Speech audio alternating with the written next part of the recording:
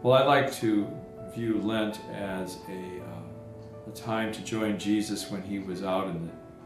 the desert for 40 days, which connotes just a long period of time, maybe not literally 40 days and 40 nights, but he was out there for a while and doing his prayer and fasting, and his main focus was on being open to his Father's will. And that's how I view the Lenten season, as a time for us to kind of spend extra time in prayer, perhaps fasting, and in particular reflecting on one of Jesus' comments to the evil one about how people don't live on bread alone, but on every word that comes from the mouth of God. And that's where I think our focus should be during Lent, is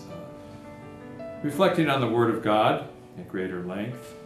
and also reflecting on, in our overly abundant food society,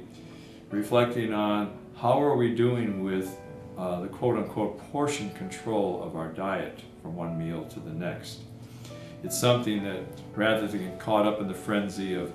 just fasting or abstaining once a week or something, each day to reflect on how much food we eat at each meal, what we eat, and then also to find that although we may desire earthly food, the most important food is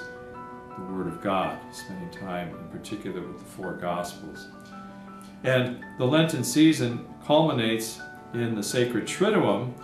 of Holy Thursday, Good Friday, Holy Saturday, which is a summation of our faith journey,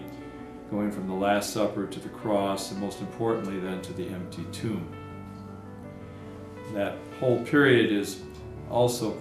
prepared during these 6 weeks with an opportunity to formally reconcile, to go to one of the sacrament of penance, the penance services that are offered throughout the area here in East Chicago and Hammond,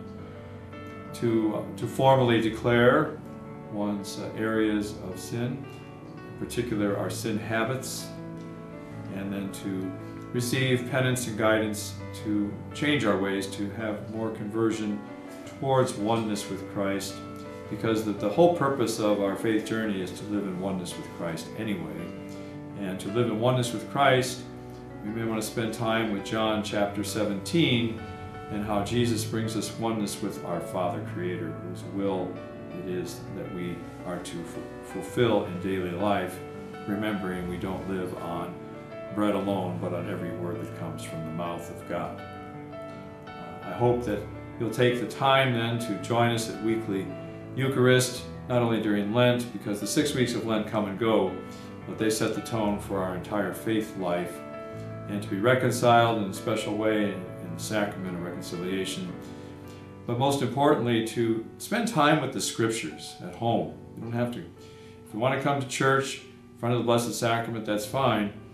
but it's sometimes not feasible time-wise. We can always have our book of Gospels right there in the Bible, Matthew, Mark, Luke, and John, and spend some time with John 17 and how Jesus comes to continue to remind us of our oneness with God our Father. Thank you for this chance to share with you.